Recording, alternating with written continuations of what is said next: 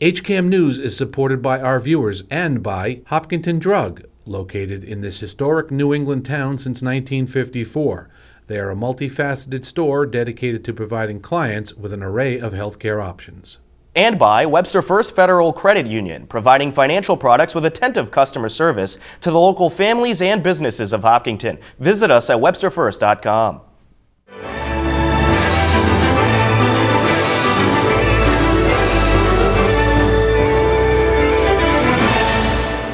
Welcome to HCAM News. Tom Nappy at the anchor desk to keep you up to date with everything you need to know about Hopkinton. On this edition of HCAM News, you will hear about the Scouting for Food program taking place around Hopkinton, the Hillers sports season is getting into the playoff push, and Golden Pond served up a surprise for the Hopkinton Fire Department. But first, the Zoning Board of Appeals held a public hearing as a group of Hopkinton citizens made an appeal claiming that CVS Pharmacy is a health services facility rather than a retail facility and should be barred from opening at 61 Main Street, the former home of Colella's. And I would like to nominate Mark. To start off the Zoning Board of Appeals meeting, Mark Hyman was made the chair and Michael Pierce the vice chair as the board agreed to reorganize. I just want to say that I think Mark is ideally suited to do this. He's committed. He has a good base in the procedure and a commitment to the board, and I think he'll be a terrific chairman. I agree. The ZBA then focused on the main topic of interest, the appeal of CVS moving into 61 Main Street. 61 Main Street was, of course, the former home of Colella's. But there are really two legal issues that the board has to address. Perhaps counsel will tell me there's more than two, but there's two at the outset, I think. The first is standing and the proper appellants, and the second is the merits and whether this truly is a health services facility or a retail establishment, and thus the building permit was either improper or proper. The public hearing started off with a debate on whether latecomers to the appeal, Hopkinton drug owner Dennis Cates and resident Jason Mahone, should be allowed to join after the only abutter on the list of appellants, Mike Patel, dropped from the appeal. So what's happened in the court sometimes is that the filing itself is defective because, as it turns out, a plaintiff who brings the action may lack standing. And the way that's been treated in the courts is that when a plaintiff is found to lack standing, the complaint has been amended. The courts have allowed the complaint to be amended to add a brand new plaintiff who does have standing to cure what would have been determined to be a jurisdictional defect. After hearing both sides, the board moved the discussion to the issue at hand, whether CVS is a health services facility, which is not allowed in the downtown area, or if they are a retail facility and would be allowed in the downtown area. The general retail use is merely accessory to the non-permitted principal pharmacy use. In other words, their argument is that we're not a health services facility, so we don't get bogged down in that quagmire. But in any event, what we're proposing to install in that existing space is a retail store. And the pharmacy is simply an accessory to a principal retail use. And that's a fallacy. Because, as I'll point out, CVS, through its own filings, through its regulatory filings, through its advertising, through its marketing materials, through everything that I could find that talks about what CVS is, who CVS is, what they do, where they do it, when they do it, what they say in all of their materials is, we are a health services facility. My name is Todd Brown. I'm a licensed pharmacist in Massachusetts. I've been licensed to practice for 30 years. As Attorney Goldberg said, I'm the executive director of the Massachusetts Independent Pharmacists Association, and have held that position for 18 years. I'm also a professor at Northeastern University in the School of Pharmacy, and I've been there for 26 years. It's very common for prescribers to call a pharmacy to ask for advice when prescribing medication. It's very common for pharmacists to contact the prescriber when there's a problem with the medication that they've prescribed. As a matter of fact, pharmacists are responsible for doing this. If they don't do these services, if they don't evaluate the drug therapy, or if they don't educate the patient appropriately on the use of the medication, they're actually held liable for these. And so these are not services that you would think just a normal retail establishment would provide.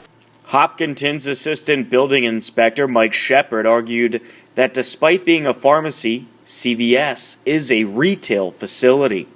What do they do at pharmacies? Of course they dispense drugs. That's obvious. And whether CVS sells, film and lipstick and batteries and hearing aids, it doesn't matter. They sell it all at retail. The package stores in town, they dispense booze. They're regulated by the Board of Selectmen and the ABCC, and they dispense the booze. There it's a retail use. The types of services that may be provided by CVS Health as the parent organization, either online or at any of the other thousands of locations throughout the country, is not relevant. CrossPoint's lease is with CVS Pharmacy, Inc., not CVS Health. CVS Pharmacy, Inc. is a registered foreign corporation in Massachusetts, and it's registered for the purpose of doing business as a retail pharmacy chain. And we provided, as Exhibit D to our memorandum, a copy of the 2000 annual report filed by CVS Pharmacy, Inc., which specifically lists there as its business purpose, retail pharmacy chain. On day 2 of the public hearing, which took place on Wednesday, October 14th, the Board of Appeals unanimously ruled in favor of CVS, classifying the business as a retail facility. We'll have more from the ZBA public hearing on next week's HCAM News. Golden Pond Assisted Living served up a surprise to thank the Hopkinton Fire Department.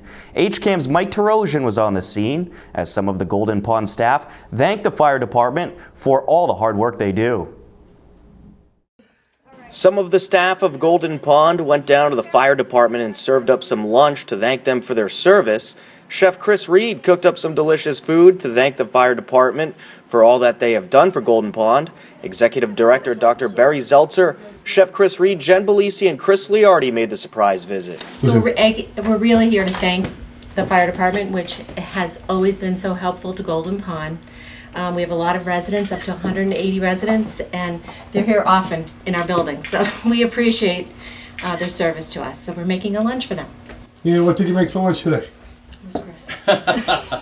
It's grilled chicken with an herb cheese on ciabatta bread with lettuce and tomato and bacon. And we have a nice apple crisp with whipped cream.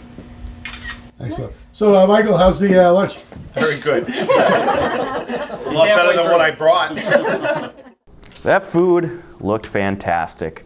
Golden Pond also served up some delicious lunch for the Hopkinton Police Station later that day.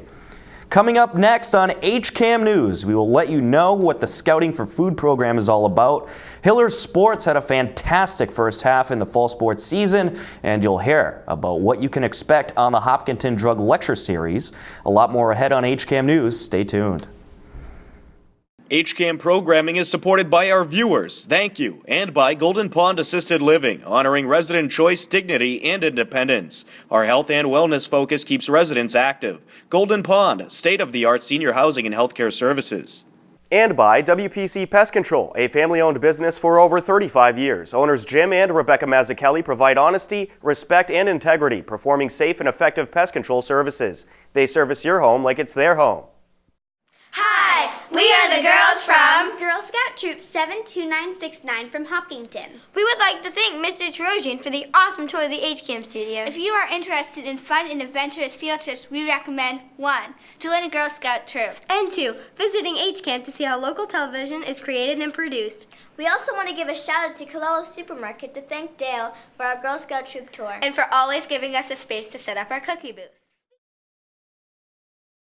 Welcome back to HCAM News. Scouting for Food is held to benefit Project Just Because and supported by the hard work of the Boy Scouts, Girl Scouts, and Cub Scouts. Scouting for Food collects millions of dollars worth of food throughout the country every year to help those in need. Recently, some scouts collecting for the Hopkinton Food Pantry stopped by the HCAM studios to talk about the program and how you can help. Tom Nappy here, and I'm with some Scouting for Food program participants. Guys, let's have you introduce yourselves first. Hi, I'm Josh from Troop 1. I'm Harrison from Troop 1. I'm Cyrus from Troop 4. I'm Emma from Troop 72233.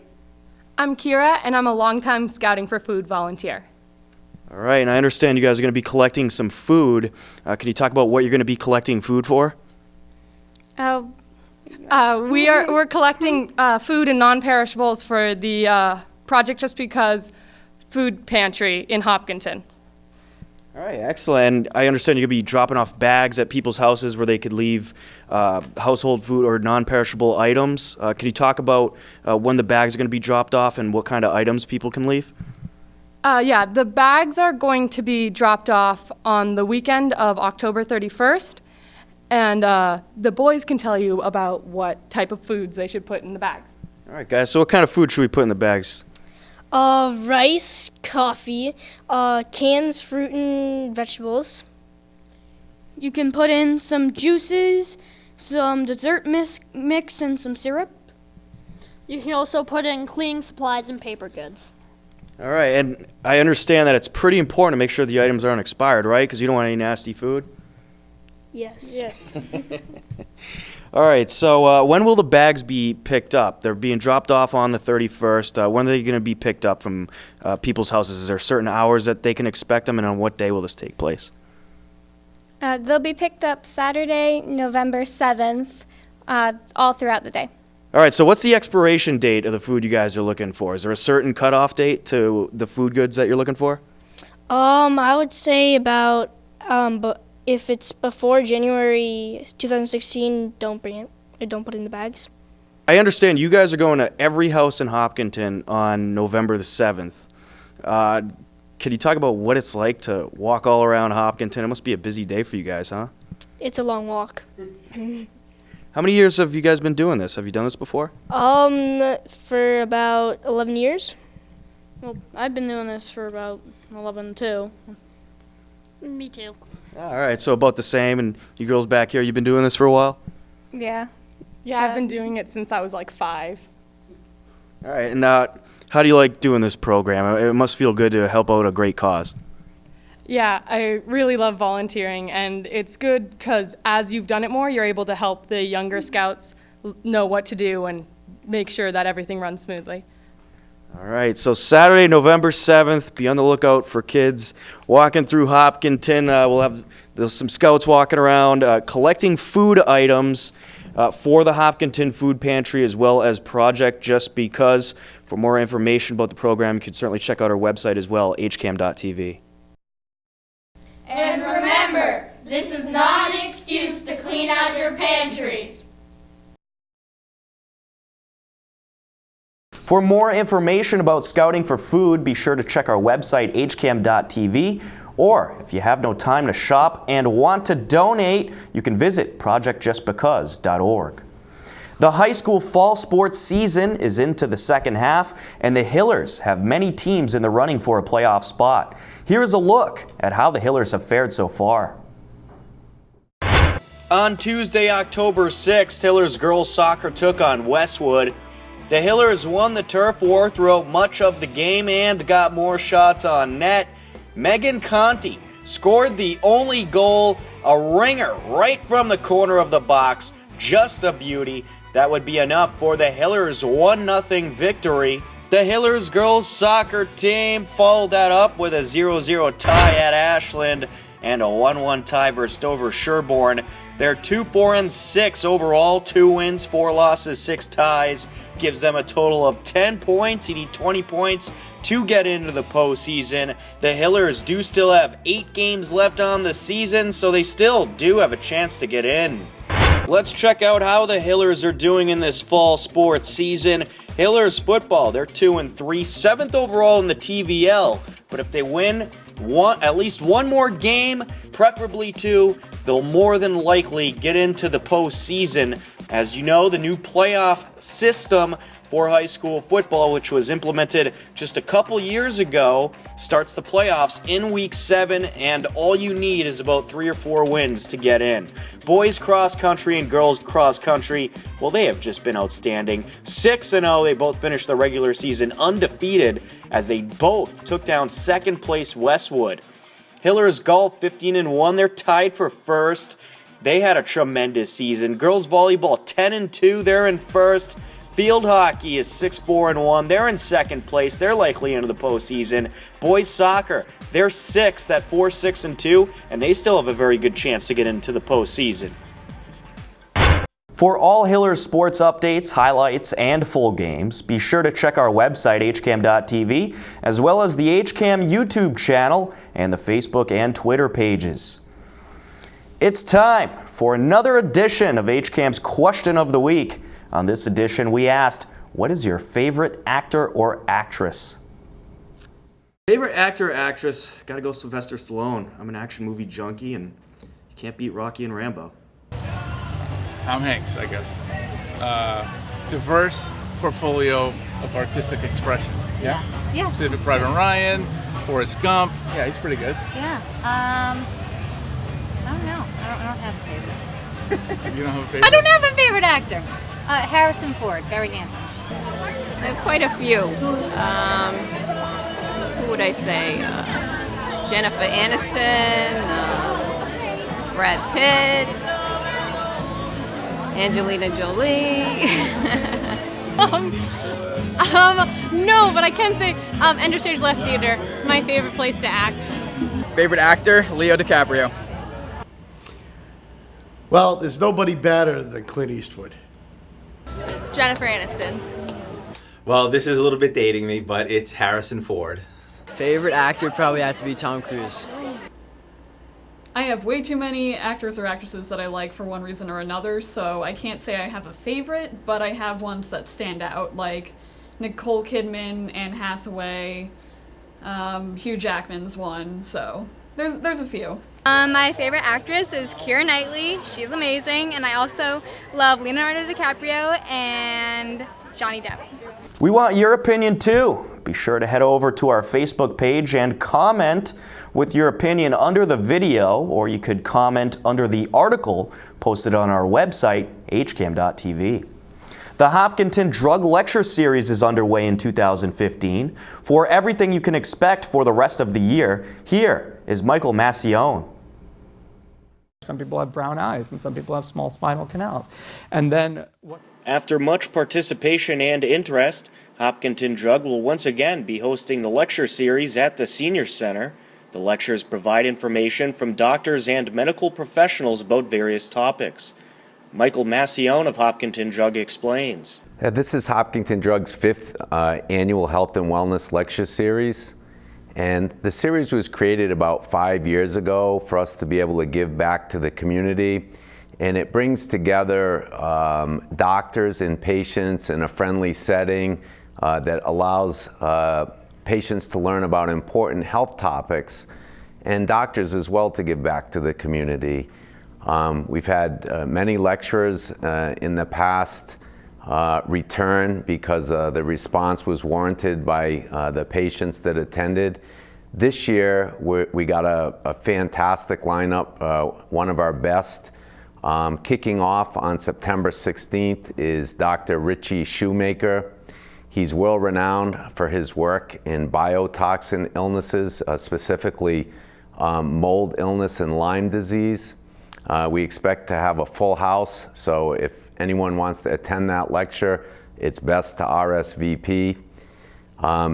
The subsequent lectures to that are a local chiropractor, Dr. Ben, he's known by here in town. He'll be talking about low back pain. We have Dr. Kenneth Blanchard coming up. He's an endocrinologist. Normally speaks to the audience about thyroid, but this year he'll be speaking about menopausal hormone replacement therapy. Following that lecture will be a dentist from Ashland, Dr. Zarella. Interesting topic. He'll be talking about how the health of your mouth impacts your overall health. And then lastly, we have a doctor coming from Waltham to talk about allergies and asthma and a more integrative approach to that. So it's a good lineup. We'd like to invite everybody to come, and it runs through September 16th through January 14th. You can find the information about this series on our website, which is rxinhealth.com. All ages can benefit from this. I don't know what value it would have to bring young children to the lecture, other than if you want them to accompany you for the night out. But all age ranges. We see people come in from their late teens to up into their 80s. The types of things that we talk about at these lectures apply to everybody. So if you're any age and you're having an issue that relates to one of these topics, it's definitely worth your while to come. And generally, how it works is the lecture will start at 6:30 this year. We started something new this year. In the past years, they were at 7, started at 7. But this year, Hopkinton Drug will give a pre-talk to the lecture about some important things that we do. We've been asked to do that in the past by people that attend the lectures. So this year, we're accommodating that request. But then generally the doctor will talk from about 7 to 8 or 8:15, and then the floor is open for question and answers, which, by the way, is probably the most popular part of the lecture series. We'd like to invite the whole community. Again, you can RSVP, which is not necessary but recommended. Walk-ins are definitely welcome. Call me. I'm Michael from the Hopkinton Drug. My number is 508-435-4441, extension 111. And the email address is mmacione@rxinhealth.com, which is mmAcione@rxandhealth, HEALTH.com. If you can't make it out to the Hopkinton Drug Lecture Series, don't worry, we've got you covered.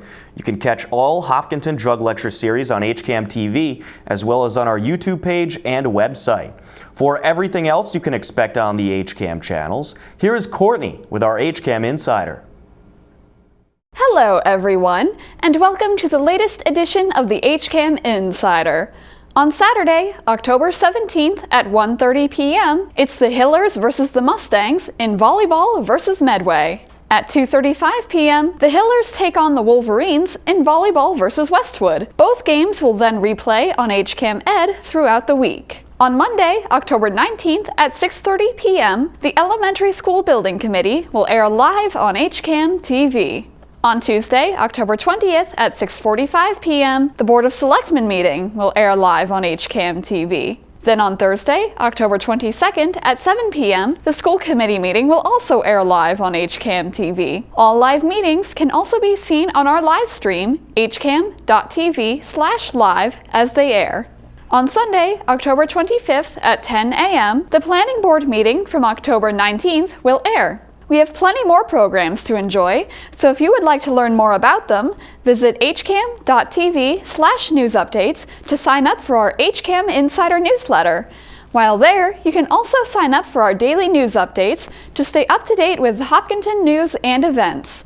As always, thanks for watching HCAM. Now back to you, Tom. Thank you, Courtney. That will wrap up this edition of HCAM News. You can stay up to date with everything Hopkinton by checking out our website, hcam.tv. If you have a Hopkinton-related video, photo, or story idea, I want to hear from you.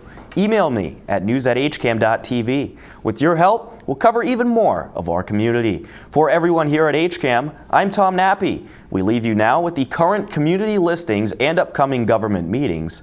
Take care and be well.